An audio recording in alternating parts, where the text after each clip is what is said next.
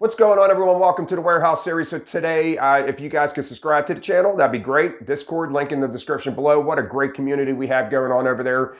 Today, I'm going to be talking about making $100,000 or more a year at a warehouse, being a selector or a forklift operator, whatever it is.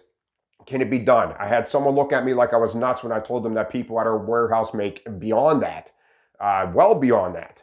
And, just making what we make. And it's dedication, it's sacrifice. There's a lot that comes into it for the amount of hours that you have to work to get that. So we're going to go over that a little bit today. And then I want to elaborate on that. I want to tell you what I have learned in the past, what we do, and how we go about doing things. So we'll get to that in a minute, but let's first break down how we can make $100,000 a year. So guys, right here, that's it. All right, we work $25 an hour. Many warehouses across the world that pay that. It's a very typical wage inside these places.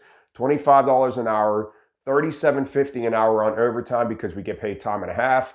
And that allots to about 25 hours a week that you have to work. So you have to work 65 hours a week, 40 hours of your own time, and then 25 hours of overtime. You have to average throughout the year to get over $100,000 at the end of the year. And that comes out to 1,300 hours of overtime you have to work in order to get that. Sounds nuts, right? Well, there's a lot of people that do it. It is nuts. So, but you also got to remember that a lot of that hours is covered by double time, which are during holiday weeks and things of that nature. People get paid double time for working their hours of overtime. So you can knock those 1,300 hours probably down to maybe 1,100. Let's say that they worked so many hours of double time and they only had to achieve 1,100 hours of overtime, which is still an astronomical amount of hours. So with that being said, you do all this, bam, financial freedom, right? No, no, because we don't know how to work our money. We don't know how to manage our money. And you should have knew this was going there. If you follow my channel, if you know anything about me, you should have knew where this was going, especially if you work with me. This is what we should look like. All right, this is what we should be doing. Throwing our hands in the air, paid off debts. We got ourselves out of the hole that we were in, and we're living a comfortable life. But no, we do this. We go out and buy ourselves a nice $60,000 truck. We go on vacations multiple times a year. We're out spending our money. We're out creating permanent payments instead of eliminating payments. And now that $100,000 that you just worked becomes a necessity. Now you got to work more no matter what you want to do.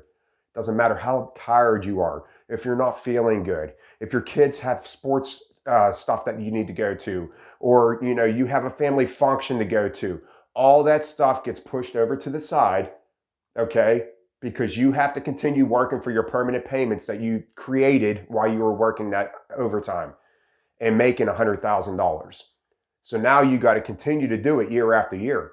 And if overtime's not there all the time, now you got to pick up a second job. Does that sound like something that you want to do? So yes, I have no problem with someone going freaking die hard and trying to get themselves, out of a hole that they're in and making this kind of money.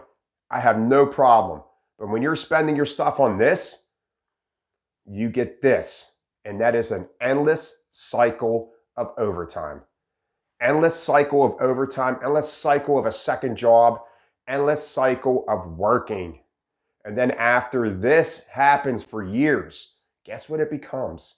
It becomes an addiction. It becomes an addiction because you keep working your overtime and it's giving you more spend money. Because the more money we make, the more money we spend, and it feels good to spend money.